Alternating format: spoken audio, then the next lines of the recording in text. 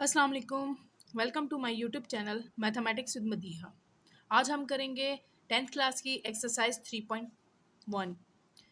3.1 करने से पहले ये चैप्टर है मैट्रिक्सेस एंड डिटर्मिनेंट्स। ठीक है, मैट्रिक्सेस और डिटर्मिनेंट्स क्या है वो मैं आपको बताती हूँ। फर्स्ट इस एक्सरसाइज में मैट्रिक्सेस क्या है वो आपको पता चलेगा। ठीक है, हम स्टार्ट करते हैं मैट्रिक्सेस से। Matrix, a matrix is a rectangular arrangement of number. ठीक है, ये रेक्टेंगुलर अरेंजमेंट होती है नंबर्स की। देखें, ये इस फॉर्म में आ रहा है, रेक्टेंगुलर अरेंजमेंट होती है। देखिए, ये स्क्वायर अरेंजमेंट होगी, ये भी रेक्टेंगुलर बन रही है और ये भी स्क्वायर बन रही है। स्क्वायर और रेक्टेंगुलर अरेंजमेंट होती है नंबर्स की, तो ये मैट्रिक्सेस की फॉर्म है। ठीक है, मैट्रिक्सेस मॉडल का आपको एक दिखा दिया, ये एक चीज़ दिखाई गई। ठीक है, जो आप याद रखिएगा, ये जो हॉरिजेंटल वेज होती है। अब इसमें आपको पता चाहिए इसमें आपको रोज और कॉलम्स कौन से होती हैं। ठीक है, आपको बता दूं जो हॉरिजेंटल, ये हॉरिजेंटल है। हॉरिजेंटल वे में जो वैल्यूज होती हैं वो आपकी क्या होती हैं, रोज। जैसे ये रो 1 है और ये रो 2 है। ठीक है, और जो आपकी वर्टिकल होती हैं, यहाँ मेंशन कर देती हूँ, वर्टिकल होती हैं। जो वर्टिकल होती हैं वैल्यूज वो आपकी कॉलम्स होती है। जैसे ये कॉलम 1 है, ये कॉलम 2 है और ये कॉलम 3 है। ठीक है, आपने ये कॉलम्स इसके अंदर ये पता चल गया। रोज और कॉलम्स को आपको पता चलना चाहिए कि इसमें रो और कॉलम क्या होता है, और ये जो होता है मैट्रिक्स नेम होता है। ठीक है, आगे आपका इसके अंदर पता होना चाहिए आपको ऑर्डर ऑफ मैट्रिक्सेस। जैसे if A is a matrix with R, यानी आर जो है आपकी रोज हैं, आर और जो सी है आपकी कॉलम्स हैं। Then order of the matrices is row by column, यानी फर्स्ट आपका रो मेंशन करेंगे, देन आपका कॉलम मेंशन करें। रो पहले आएगा देन कॉलम आएगा, ये आप लिखेंगे। जैसे ये आपको ये क्वेश्चन दिया हुआ है, इसकी कितनी रोज हैं, 2 रोज हैं। देखें 2, देखें ये 2 रोज हैं। बाय लिखेंगे और कॉलम्स कितने, 1 2 3, 2/3। ये ऑर्डर ऑफ मैट्रिक्सेस इसका क्या है, 2/3 है। इस तरीके से हम इसको करेंगे। अब हम इसका क्वेश्चन नंबर 1 करते हैं। क्वेश्चन नंबर 1 है, क्वेश्चन नंबर ये देखें, 1 + 2 4 + 5। देखिए ये अलग अलग वैल्यू नहीं है, ये प्लस हो रहा है, प्लस हो रहा है, उसके अंदर ही हो रहा है। 1 + 2 यानी 3, 4 + 5 यानी 9, ये हो रहा है। तो फर्स्ट उन्होंने कहा है right the number of rose, columns and order of the given. अब हमें पता होना चाहिए रोज कितनी है इसमें। हम यहाँ लिखेंगे number of rose,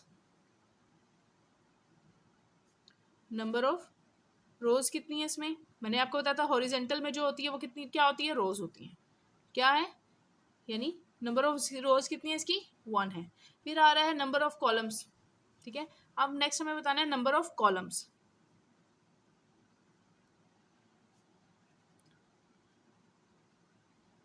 number of columns कितने हैं, देखिए ये 1 है, ये 2, यानी इसके नंबर ऑफ कॉलम्स कितने हैं, 2। अब थर्ड स्टेप है, थर्ड स्टेप क्या है, and order of the given matrix. Order of matrix हम क्या करना है, ऑर्डर ऑफ मैट्रिक्स देखिए फार्मूला मैं लिख देती हूँ एक बार। नंबर ऑफ रोज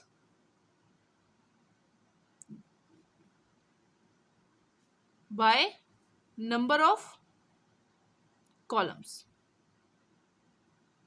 ठीक है, अब यानी नंबर ऑफ रोज कितनी है, 1 बाय, देखिए रोज कॉलम्स कितने हैं, 2, 1/2। ये इसका क्वेश्चन 1 का पार्ट 1 भी कंप्लीट हो गया, ए पार्ट। अब हम इसका बी पार्ट देखते हैं। अब ये देखें, ए प्लस एस है और ये डी प्लस एस है, लेकिन ये वैल्यूज एक ही हैं। देखिए ये देखें, इसमें कितने रोज आ रही हैं, ये 2 रोज आ रही हैं। हम पहले यहाँ लिखते हैं साथ साथ, नंबर ऑफ रोज कितनी है इसमें, 2। अब नंबर ऑफ कॉलम्स, मैं शॉर्ट फॉर्म लिख रही हूँ नंबर की, नंबर ऑफ कॉलम्स इसमें कितने हैं, देखिए 1 और ये 2। अब हमने जब ऑर्डर ऑफ मैट्रिक्स लिखना है, यानी ऑर्डर ऑफ मैट्रिक्स इसका क्या आ रहा है जी, आपको पता है रोज बाय कॉलम होता है। मैंने इसलिए रोज की जगह आर यूज कर रही हूँ एंड बाय सी की जगह कॉलम। यहाँ मैं मेंशन कर देती हूँ, देखें रोज रिप्रेजेंट कर रही हूँ मैं किसको, आर के, और कॉलम्स रिप्रेजेंट कर रही हूँ मैं एस से। ठीक है, आर बाय सी, तो यहाँ आ गया 2/2 की ये मैट्रिक्सेस और नंबर ऑफ ऑर्डर है। ठीक है, अब हम इसका देखते हैं पार्ट सी। पार्ट सी है 5/7। देखें ये फ्रैक्शन में है। ठीक है, ये अलग अलग नहीं है, देखें 5 और 7 नहीं है, ये फ्रैक्शन में है। फ्रैक्शन मीन्स ये एक ही वैल्यू है। ठीक है, तो हम इसका नंबर ऑफ रोज लिखेंगे, यानी सिंपल है नंबर ऑफ इसमें आ जाएगा नंबर ऑफ रोज कितनी है, एक ही वैल्यू है और कोई है नहीं, तो नंबर ऑफ रोज भी 1 है। नंबर ऑफ कॉलम्स इसमें कितने हैं, नंबर ऑफ कॉलम्स भी इसमें 1 ही है। देखें 1 है, सेकंड कोई कॉलम नहीं है, इसलिए हम इसको ऑर्डर ऑफ मैट्रिक्सेस क्या लिखेंगे, ऑर्डर ऑफ मैट्रिक्स। इसका आ जाएगा रोज बाय कॉलम है, रोज बाय कॉलम है, तो यानी हमारे पास आ जाएगा रोज है 1/1 का ये ऑर्डर है। ठीक है, अब हम देखते हैं नेक्स्ट क्वेश्चन। नेक्स्ट क्वेश्चन क्या हो रहा है हमारे पास, देखें डिमास रूल यूज करेंगे। 2 1 2, 2 में 4 ऐड किया 6, 6 में 4 ऐड किया 9, हमारे पास आ गई है ये 9। अभी देखिए इसका हम बताएंगे नंबर ऑफ रोज इसकी कितनी बन रही है, यानी नंबर ऑफ रोज इसकी 1 ही है एंड नंबर ऑफ कॉलम्स इसका कितना है, 1 है। अब ऑर्डर ऑफ मैट्रिक्स इसका भी बताएंगे, ऑर्डर ऑफ मैट्रिक्स यानी रोज बाय कॉलम्स, तो यानी ये 1/1 है। ठीक है, इसके साथ हमारा क्वेश्चन नंबर 1 कंप्लीट हो गया। अब हम देखते हैं क्वेश्चन नंबर 2 को। क्वेश्चन नंबर 2 है check whether the following pairs of matrices are equal और नॉट। देखें हमने इसमें बताना है ये जो मैट्रिक्सेस है ये इक्वल है या नहीं, हमें ये बताना है। इसके अंदर मेन हमारा क्वेश्चन का ये है, इसके अंदर हमें ये बताना है ये इक्वल है या नहीं। ठीक है, अभी हम देखते जाते हैं आगे, इसको करते जाते हैं।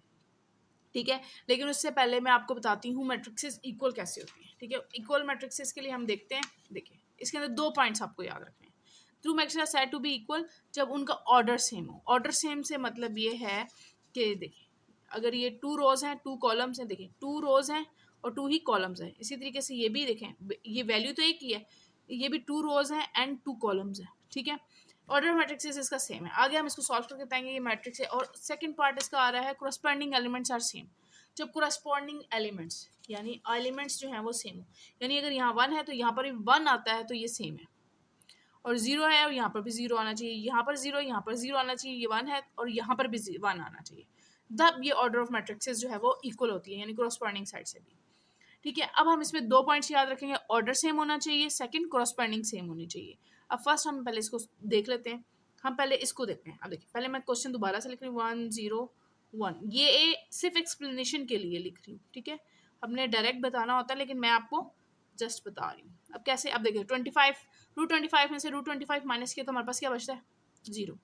अगर हम √25 करते हैं तो ये हमारे पास आ जाता है 5 डिवाइडेड बाय 5 यानी हमारे पास आ जाता है 1। अब देखिए √16 है, 16 को हम करेंगे तो ये हमारे पास आ जाएगा 4 डिवाइडेड बाय 4 करेंगे तो ये हमारे पास आ जाएगा 1। अब 16 में से 16 माइनस करेंगे तो 0, 0 का रूट लेंगे तो 0। देखिए ये हमारे पास, इसको सॉल्व करेंगे तो हमारे पास ये वैल्यू आ रही है। हम इसको मैं सॉल्व करते साथ साथ बताते हैं ऑर्डर, हम इसको नेम दे देते हैं, ये ए है और ये है हमारे पास बी है। ठीक है, ये हमारे पास ए और बी है। ऑर्डर ऑफ ए हम लिखते हैं, पहले लिखते हैं ये हमारे पास ऑर्डर ऑफ ए हमारे पास क्या है, ऑर्डर ऑफ ए हमारे पास जाहिर सी बात है रोज और कॉलम्स होते हैं, रोज बाय कॉलम यानी 2/2 है। सेकंड हम देखते हैं ऑर्डर ऑफ बी हमारे पास क्या है,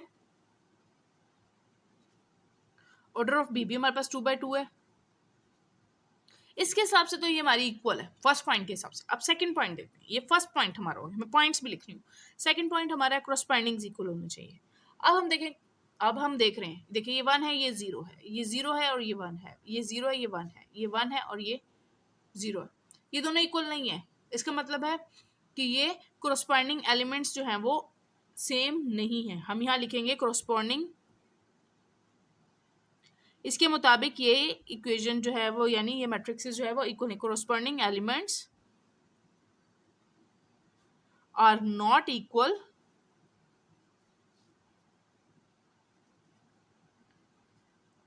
so both matrices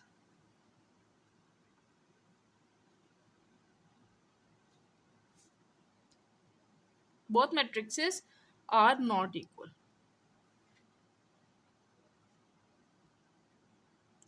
देखें फर्स्ट पॉइंट तो हमें इक्वल बता रहा है, ठीक है, वो इक्वल आ रही हैं, क्यों, क्योंकि उनके ऑर्डर ऑफ मैट्रिक्सेस एक है, सेम है। लेकिन इसके मुताबिक जब एलिमेंट्स इक्वल नहीं है, 2 पॉइंट्स आपके दोनों इक्वल आते हैं, दैट्स वाई फिर वो जाके जो मैट्रिक्सेस है वो इक्वल होगी, अदरवाइज नहीं होगा। अब हम इसका देखते हैं पार्ट बी।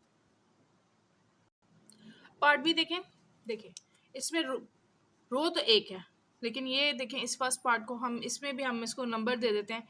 चलें इसको भी ए बी, ए और इसको बी दे देते हैं। ये 1 2 3 है, ठीक है। इसमें क्या है, 3 कॉलम्स हैं, देखिए 1 2 3 3 कॉलम्स है और 1 रो है। इसके अंदर देखिए प्लस का साइन आ रहा है। जब ये प्लस का आ रहा है, अगर हम इसको लिखते हैं इस साइड पे 1 2 3, ये तो देखिए 3 कॉलम्स बन रहे हैं। और सेकेंड इक्वेशन का क्या बन रहा है, 1 में 2 ऐड किया, 3 में 3 ऐड किया 6, तो ये हमारे पास आ गया 6, ठीक है। ये हमारे पास 6 आ जाता है। यानी ये क्या बन रहा है, पहले हम लिखते हैं ऑर्डर ऑफ मैट्रिक्सेस। ऑर्डर हम लिखते हैं, ऑर्डर ऑफ ए लिखते हैं। क्या है हमारे पास, देखिए पहले रोज आती हैं यानी 1/3, फिर इसका लिखते हैं यानी ये सिर्फ एक वैल्यू बनती है, ठीक है। तो हम इसका ऑर्डर ऑफ मैट्रिक्स लिख देंगे। मैट्रिक ऑर्डर ऑफ बी क्या आ रहा है, 1/1 आ रहा है, देखें 1/1।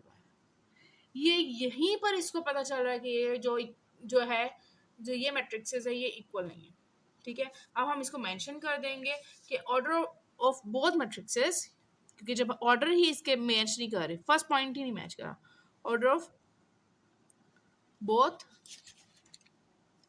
Matrixes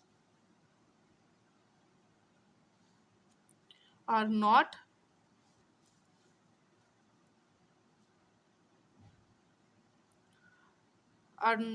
not equal,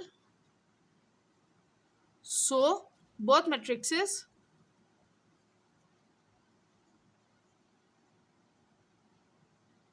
are not equal, ठीक है। ये इक्वल नहीं होंगी, ठीक है। अब हम इसको देखते हैं पार्ट सी। पार्ट सी ये देखें, अब इसमें आ रही है ये फ्रैक्शन है, ये फ्रैक्शन है, इसको ऑर्डर क्या हो जाएगा, मैं इसको हम ए का नाम देते हैं, इसको बी का। ऑर्डर ऑफ ए हमारे पास क्या आ रहा है, देखिए ये ए की वैल्यू है, यानी ओवर में यानी फ्रैक्शन में है, फ्रैक्शन में ये तो नहीं ए की है, यानी इसका ऑर्डर ऑफ मैट्रिक्सेस क्या है, 1/1।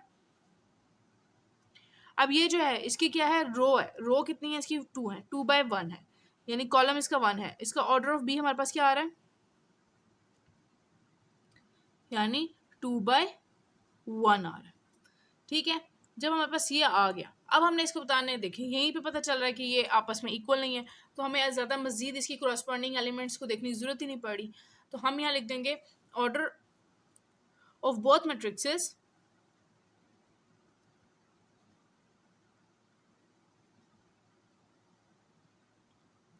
are not equal, so both matrices are not equal, ठीक है। ये हो गया। अब हम देखते हैं इसका जो है क्वेश्चन नंबर 4, डी पार्ट इसका। देखें 1+0, हम इसके साथ साथ पहले मैं इसको सॉल्व करके भी लिखते जाते हैं ताकि आपको क्लियर होता जाए आंसर भी, क्योंकि हम करेंगे तो हमें पता चलेगा 1+0 1 होता है, 0+0 0 होता है, 0+0 को मल्टीप्लाई करें 0 से 0 ही आता है, 1 - 0 करें तो 1 आता है, ठीक है। और इसको करेंगे 5 × 5 25, देखें 25 डिवाइडेड बाई 25 क्या आ जाएगा हमारे पास, 1 आ जाएगा।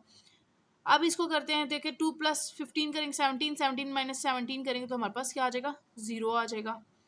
फिर 3 × 0, 0 को डिवाइड करेंगे 7 से, 7 डिवाइडेड 0 आ जाएगा। अब देखिए 17 को ये कटिंग हो जाएगी तो ये हमारे पास 1 आ जाएगा।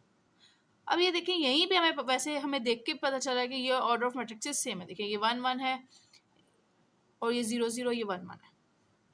हम ये देखते हैं, ये देखते हैं हमें लगता है कि ये इक्वल नहीं है, लेकिन हम इससे सॉल्व करके पता चलता है ये दोनों इक्वल है, ठीक है। ये हमारी ए है, ये हमारा बी है। हम पहले लिखेंगे ऑर्डर ऑफ मैट्रिक्सेस क्या है, ऑर्डर ऑफ ए हमारे पास क्या है इसका 2/2 है, और ऑर्डर ऑफ बी का हमारे पास क्या आ रहा है, ये भी हमारे पास 2/2 है। देन हमने इसका बताना है सेकंड पॉइंट, यानी मैंने इसका बताया था सेकंड पॉइंट। अब सेकंड पॉइंट इसका क्या है, कोरस्पॉन्डिंग एलिमेंट्स। हमने इसका देखना है कि इसके एलिमेंट्स जो हैं वो सेम है। हम यहाँ लिखेंगे order of both matrices and, देखिए ऑर्डर ऑफ मैट्रिक्सेस भी सेम है, मैट्रिक्स एंड कोरस्पॉन्डिंग एलिमेंट्स जो हैं वो भी सेम है, elements are equal, so both matrices are equal.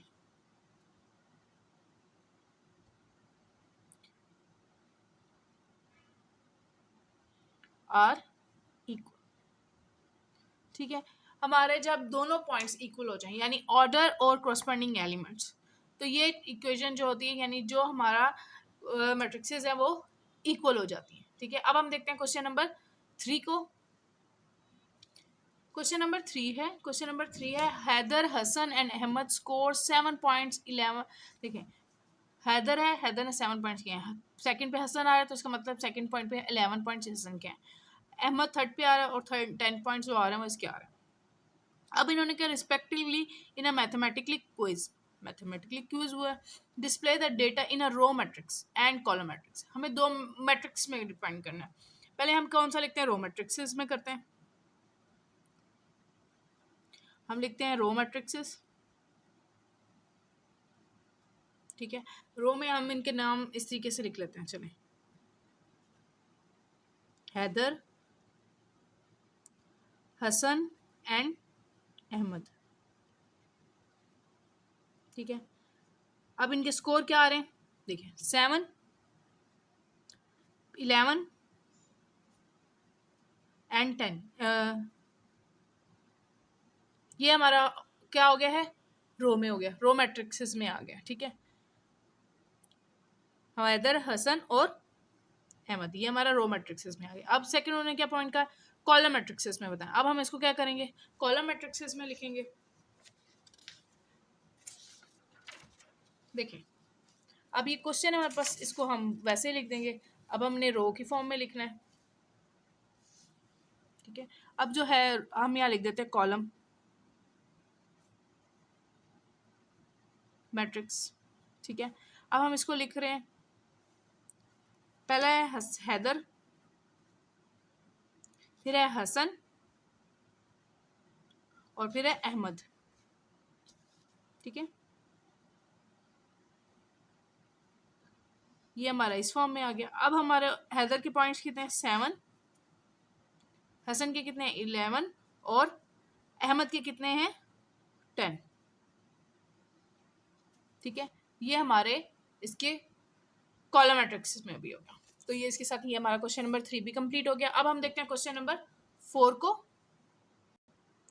Question number 4 है right the most appropriate type of the following matrixes. अब टाइप्स हमें पता होना चाहिए कौन कौन सी टाइप है, तो हम ये जाहिर सी बात है हमें टाइप्स का पहले पता होना चाहिए कैसी हैं, तो ये पहले आपको एक्सप्लेन करते हैं फिर आपको बताते जाते हैं। पेज नंबर 57 है टाइप ऑफ मैट्रिक्सेस। देखिए इसमें आ रहा है रोज मैट्रिक्सेस। देखिए जो आपकी सिंपल रोज में आ रही हैं, ठीक है, यानी हॉरिजेंटल है, जो आपकी हॉरिजेंटल हैं वो आपकी क्या होती हैं, रोज मैट्रिक्सेस होती हैं। जो आपकी कॉलम है वो आपकी क्या होती हैं, वर्टिकल। जो आपकी वर्टिकल फॉर्म में आ रही होती हैं वो आपकी क्या होती हैं, कॉलम मैट्रिक्सेस होती है। देखेंगे ए एस प्लस डी जो आपका इस फॉर्म में आ रहा है तो ये आपकी हॉरिजेंटल कंसीडर होती है। ठीक है, और जो हमारी इस तरीके से आती है यानी ए की वैल्यू आ रही है वो हमारी क्या है, हॉरिजेंटल है, ये हमारी क्या है, वर्टिकल है। ठीक है, इसके अंदर ये हमारी कॉलम मैट्रिक्सेस कहलाती है। ठीक है, आगे हम देखते हैं रेक्टेंगुलर मैट्रिक्सेस कौन सी होती हैं। देखिए रेक्टेंगुलर मैट्रिक्सेस आपकी इस फॉर्म में भी हो सकती हैं, यानी ये हो रही है आपकी 3/2 बन रहा है, 3/2 इस फॉर्म में है। ये आपकी देखें 3 1 2 3 यानी रोज 2 है और 2/3 है। और ये देखिए आपका इसमें इस तरीके से रेक्टेंगुलर शेप आ रही है। इनमें आपकी शेप भी आपको खुद फील हो जाएगी कि ये रेक्टेंगुलर है। ठीक है, अब ये देखिए 5 6 है, इसमें क्या है, कितनी रोज हैं, 2/1। जो अभी इस ऑर्डर में आती हैं वो आपकी क्या होती है, रेक्टेंगुलर मैट्रिक्सेस होती हैं। स्क्वायर मैट्रिक्सेस में याद रखिएगा अगर आपकी कोई भी जो वैल्यू है वो क्या होगी, 2/2 होगी, सेम होगी। ऑर्डर ऑफ मैट्रिक्सेस क्या होगा उसका, जो है रोज एंड कॉलम सेम। ये देखिए 3/3 होगी, यहाँ 1/1 होगी। तो ऐसी मैट्रिक्सेस आपकी क्या कहलाती हैं, स्क्वायर मैट्रिक्सेस कहलाती है। नल मैट्रिक्सेस क्या होती है? नल मैट्रिक्सेस का अगर आप नाम सोचें, नल का मतलब होता है बिल्कुल कुछ भी नहीं। Zero matrixes, additive identity matrixes भी कहते हैं इसको। इसके अंदर क्या होता है? आपकी सब वैल्यूज, बेशक वो स्क्वायर में हो, बेशक वो रेक्टेंगुलर में हो, बेशक वो किसी भी फॉर्म में हो, वो आपकी क्या होगी? जीरो फॉर्म में होगी। तो वो क्या कहलाती है? नल मैट्रिक्सेस कहलाती है। ठीक है, उसके बाद आ रहा है डायगोनल मैट्रिक्सेस। डायगोनल मैट्रिक्सेस में ये होता है कि आपका ये दो जो पॉइंट्स हैं, ये वाले, ये जीरो होते हैं। ठीक है, ये जो लाइन है ये हमेशा याद रखिएगा जीरो होते हैं, और ये जो होते हैं ना, ये वैल्यूज आपकी चेंज होती हैं। ठीक है, ये चेंज हो सकती हैं, या यहाँ जीरो हो सकता है, जैसे ये जीरो, ये 5 है, और ये 13 और 15 ये अलग होती हैं। और इसी तरीके से जब हम ये जो है 3/3 को देखते हैं, इसमें भी ये देखें, ये तीनों वैल्यूज होती हैं, सेम होती हैं। उसके बाद ये यहाँ पर 1 है और ये 5 है, यहाँ पर चेंज हो सकता है। या एक ये भी फॉर्म है, ये देखें, ये फॉर्म है डायगोनल मैट्रिक्सेस, बट डी जो डी है, यानी 0 0, देखिए आपका जब यहाँ पर 0 0 आ जाता है और 5 3 आ रहा है, ये आपकी नॉट डायगोनल मैट्रिक्सेस हो जाती है। आपका कहाँ पर जीरो होना चाहिए? इस जो मैट्रिक्सेस का है वो इस फॉर्म में, यानी आपका ये कौन सी है? राइट साइड है। राइट से लेफ्ट वाली साइड जो आ रही है, मिड में क्रॉस बन रहा है, वो आपका क्या होना चाहिए? जीरो होना चाहिए। स्केलर, अब देखें स्केलर मैट्रिक्सेस में क्या होता है? स्केलर मैट्रिक्सेस में होता है, देखिए इसके अंदर ये आपका ये जो 0 0 आ रहा है इस जगह पर, और ये आपका सेम आता है, दैट इज स्केलर मैट्रिक्सेस। जब ये आपकी सेम वैल्यूज आती हैं तो ये स्केलर मैट्रिक्सेस होती है। बट देखिए अब ये क्यों दिया हुआ जीरो? अगर हमारा 0 0 आ जाता है और ये स्केलर मैट्रिक्सेस में कंसिडर नहीं होता। ठीक है, ये यहाँ पर देखें, ये देखिए 3√9 जो आ रहा है, ये भी हमारी स्केलर मैट्रिक्सेस है। सेकेंडरी टाइम में नॉन जीरो आ जाती है। जीरो है, ये 3 और ये √3 है। देखिए ये जब हम √3 करेंगे तो ये भी 9 बन रहा है, तो ये हमारा क्या होता है? ये सेम आ जाता है, ये स्केलर मैट्रिक्सेस है। अब देखिए 2 है, 4/2 है, तो ये 2 हो जाएगा, और 3 - 3 0 हो जाएगा, 0 0 हो जाएगा, तो ये क्या हो जाएगा? ये भी स्केलर मैट्रिक्सेस है। अब ये 3 + 7 10 हो जाएगा, ये भी 10 हो जाएगा, ये भी 10 हो जाएगा, और बाकी आपको पता है कि ये लाइन जो है आपकी 10 आ जाएगी पूरी। ये भी आपकी स्केलर मैट्रिक्सेस है। यूनिट मैट्रिक्सेस की आपकी एग्जांपल है। यूनिट मैट्रिक्सेस में क्या होता है? जैसे 1 आ गया और ये 1 साइड होता है, और ये 0, 1 और 0 होता है, यानी यहाँ पर 1 होना चाहिए, यहाँ पर 0 होना चाहिए। देखिए ये 1 पूरा आ रहा है और बाकी 0 आ रहा है। ठीक है, इस चीज को माइंड में रख के करेंगे क्वेश्चन हम। ठीक है, आगे अब हम क्वेश्चन स्टार्ट करते हैं। क्वेश्चंस को देखते हैं, फिर उसके साथ साथ आपको पता चलता जाएगा। अब देखिए पार्ट ए है, पार्ट ए है। अब ये देखिए ये चीज हमारी इसकी क्या आ रही है? सेम आ रही है। ठीक है, और ये 0 है, तो ये कौन सी आ रही है? ये किस चीज में है? ये इसके एग्जाम्पल में भी है, यही वैल्यू के साथ। किस में है? ये है स्केलर मैट्रिक्सेस।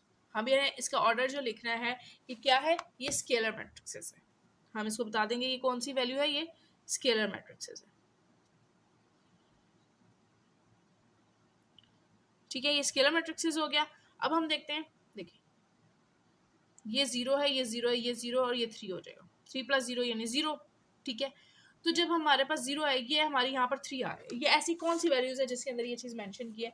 ये आपको ये देखें, ये डायगोनल मैट्रिक्सेस है। देखिए ये 5 मेंशन, यानी ये तीनों 0 है और ये पर 5 है, तो ये डायगोनल मैट्रिक्सेस है। हम यहाँ मेंशन कर देंगे ये कौन सी मैट्रिक्सेस है? ये डायगोनल मैट्रिक्सेस है।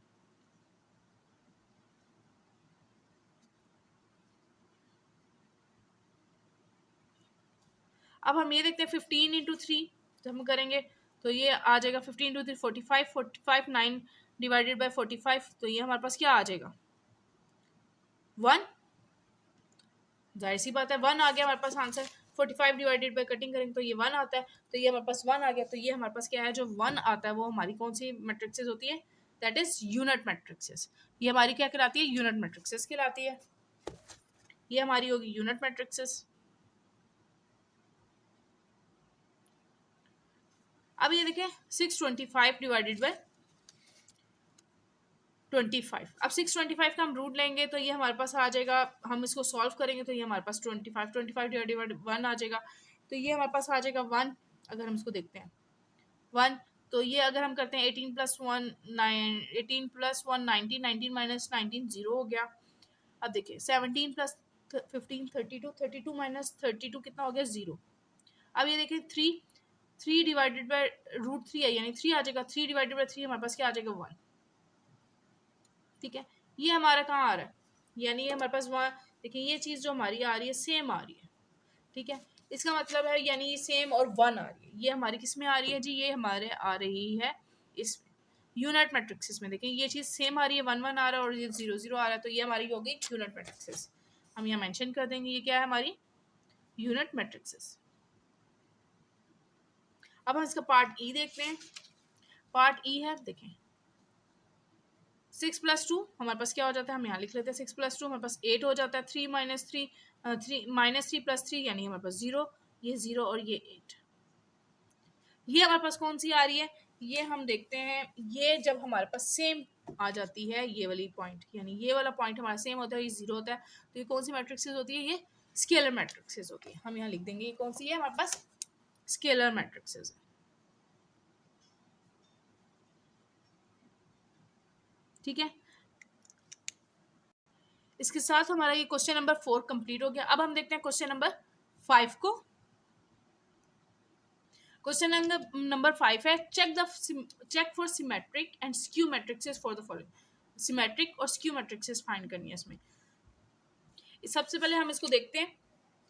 इसके लिए हमें क्या करना होता है, ट्रांसपोज फाइंड करना होता है। क्या फाइंड करना होता है उस क्वेश्चन का, हमें फर्स्ट हमें पता करना होता है ट्रांसपोज फाइंड करते हैं। जब हम ट्रांसपोर्ट फाइंड करते हैं तो हमें पता होना चाहिए जो सिमेट्रिक मैट्रिक्सेस है वो ए जो है यानी ट्रांसपोज ए के इक्वल होती है, और स्क्यू मैट्रिक्सेस में क्या होता है, स्क्यू मैट्रिक्सेस का याद रखिएगा ये नेगेटिव के इक्वल होती है।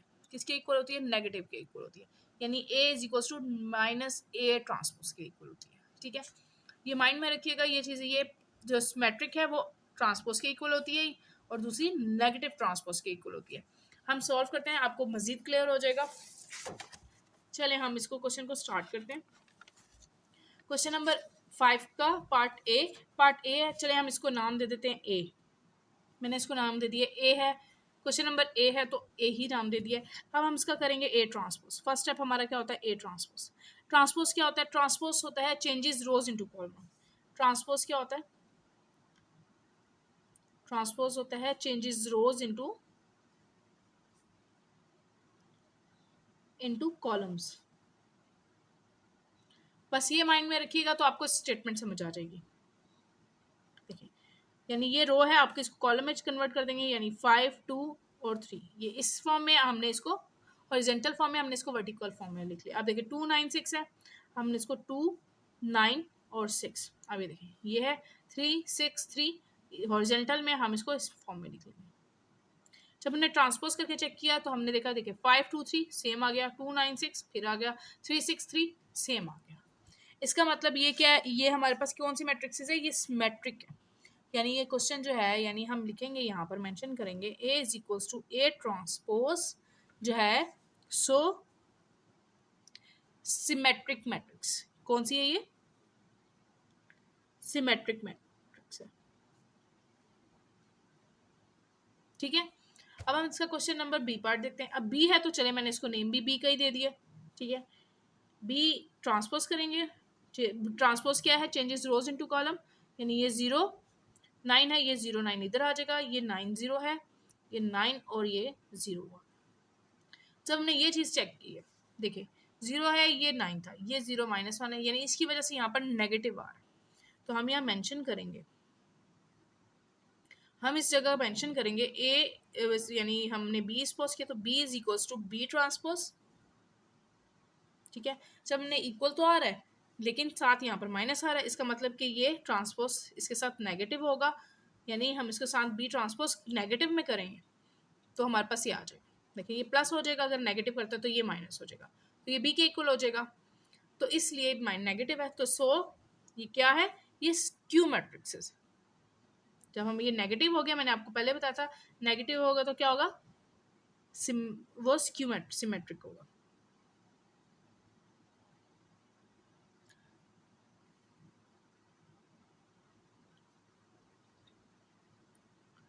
ठीक है, अब हम देखते हैं इसका पार्ट सी। ठीक है, सी है, चले मैं इसको नेम भी सी का ही दे लेती हूँ। अब हम सी का ट्रांसपोज करते हैं, चेंजेस रोज इनटू कॉलम, यानी 0 -2 -4। इस तरीके से आ गया 2 0 -2 2 0 -2। अब देखें 4 0 2, अब देखें 4 0 2, ये आ गया। अब हम इसको लिखेंगे C is equals to C transpose. अब देखिए यहाँ पर अगर हम ये 2 है, ये 4 है, ये -2 है, अगर हम इसको माइनस के साथ कर देते हैं, अगर हम ट्रांसपोज को माइनस कर देते हैं तो ये पॉजिटिव हो जाएगा, ये पॉजिटिव हो जाएगा, ये नेगेटिव हो जाएगा, ये पॉजिटिव हो जाएगा, ये नेगेटिव, ये नेगेटिव। हम इसी फॉर्म में चाहिए, C के इक्वल चाहिए, तो ये क्या है, हम इसके साथ माइनस लगा देंगे। C जो है वो किसके इक्वल है, -C ट्रांसपोज के। तो हम ये क्या है हमारे पास, ये स्क्यू सिमेट्रिक मैट्रिक्स है।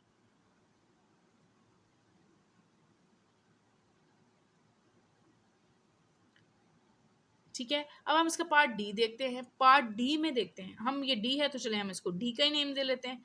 डी है तो हम इसका डी ट्रांसपोज करेंगे। अब देखिए इसका हम चेंज करेंगे, देखिए 0 7 -7 है 0, और ये -7 7 7। अब ये देख लें। ठीक है, अब हम इस क्वेश्चन को देखते हैं, तो ये भी हमारा इसी तरीके से आ रहा है, ये भी सेम है। अगर हम इसको प्लस कर इसके साथ माइनस करते हैं तो ये प्लस हो जाएगा, और इसके साथ करेंगे तो ये माइनस हो जाएगा। इस तरीके से इसका हम करेंगे, तो ये हमें यहाँ पर क्या चाहिए, माइनस चाहिए, तो हमें ये क्या चाहिए, ये हमारी 0 है। ठीक है, यहाँ पर हमें क्या चाहिए, माइनस, और यहाँ प्लस चाहिए। तो डी के इक्वल होने के लिए तो हम लिखेंगे D is equals to D transpose. अगर हम इसको नेगेटिव करते हैं, ठीक है, अगर हम इसको नेगेटिव करते हैं तो ये हमारे इक्वल होता है, तो ये भी हमारी क्या है, ये स्क्यू सिमेट्रिक मैट्रिक्स है।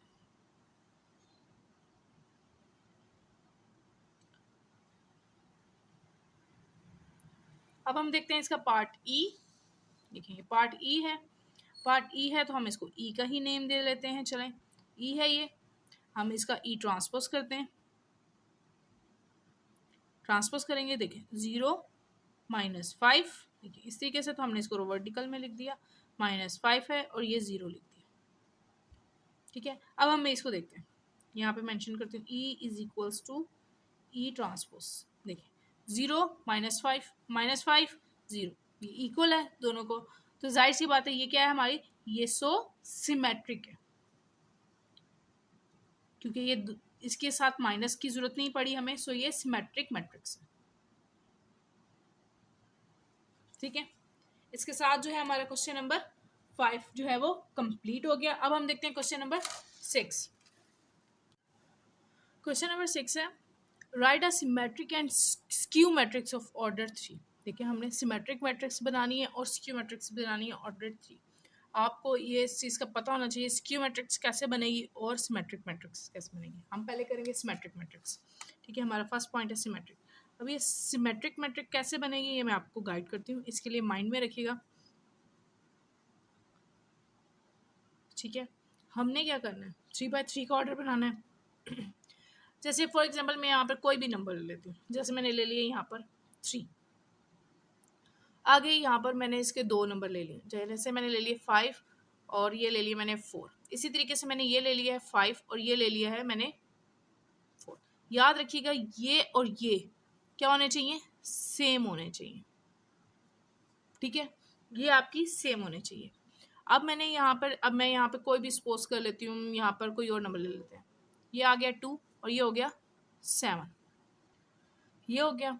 और याद रखिएगा ये जो 2 लफ्ज़ यहाँ पर जो सेम आएंगे, जो ये जो वर्ड्स है ना, ये आपके सेम होने चाहिए। क्या होने चाहिए, सेम होने चाहिए। चलें, यहाँ मैंने सपोज कर लिया 1 और ये मैंने सपोज कर लिया 1।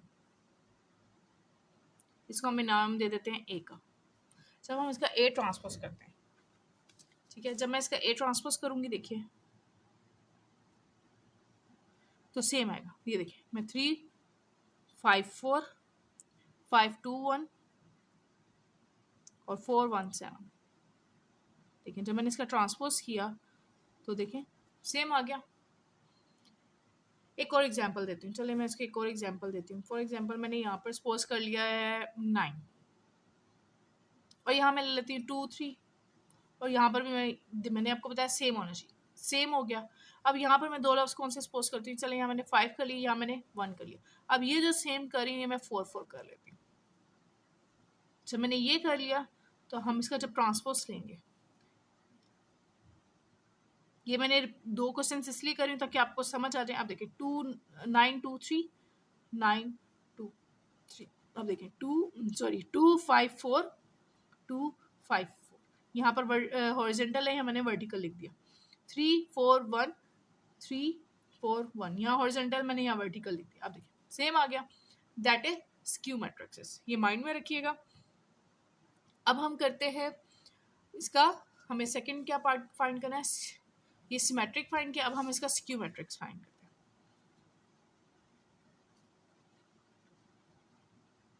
स्क्यू मैट्रिक्स के लिए चले हम इसको बी के नेम दे देते हैं। 3/3 का ऑर्डर याद रखिएगा, 3/3 में ये जो है मिड की वैल्यू जो तीनों आएंगे वो सेम होनी चाहिए। मैं यहाँ पे सपोज कर लेती हूँ, चले 0 0 0 सपोज कर लेते हैं।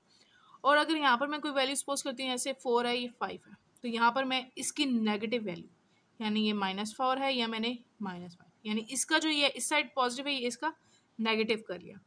और जो देखिए यहाँ पर भी मैंने ये सेम सपोज की थी, लेकिन यहाँ पर मैं अब सपोज कर लेती हूँ चले 6, और यहाँ पर मैं वो नेगेटिव सपोज करूँगी। ठीक है, यहाँ सेम थी, यहाँ पर क्या कर दिया मैंने, नेगेटिव कर दिया। ये हो गया बी ट्रांस। अब हम इसका बी ट्रांसपोज करते हैं। यहाँ पे हम मेंशन भी करते हैं, A is equal to A transpose है। ठीक है, हमने बी ट्रांसपोज किया, हॉरिजेंटल को वर्टिकल में कन्वर्ट किया। 0 4 5 यहाँ आ गया, वर्टिकल में आ गया। -4 0 6 -4 0 6, देखिए -5 -6 और 0, ये क्या हो गया, ये नेगेटिव में आ रहा है। अब देखिए हर वैल्यूज, ये यहाँ पे पॉजिटिव है, ये नेगेटिव है, ये पॉजिटिव है, ये नेगेटिव है, ये नेगेटिव है, ये पॉजिटिव है, यानी अगर हम इसके साथ माइनस लगा दें तो ये हमारे साथ सेम बी हो जाएगा। हम यहाँ लिख देंगे B is equal to B transpose, तो साथ क्या लगा देंगे, -b। ये हमारी किसकी एग्जांपल है, हमारी एग्जांपल है किसकी, स्क्यू मैट्रिक्स की। इसके साथ में इसकी भी जाहिर सी बात है, हमने उसकी भी 1 2 एग्जांपल्स किए, हम इसकी भी 2 एग्जांपल्स करेंगे। देखिए मैंने यहाँ पे 0 0 सपोज किया था, अब यहाँ पर चले हम सपोज कर लेते हैं 3 3। मैंने यहाँ पर पहले 4 5 सपोज किया था, अब मैं कुछ भी कर सकती हूँ। 7 8, यहाँ पर उसका 7 8 नेगेटिव है।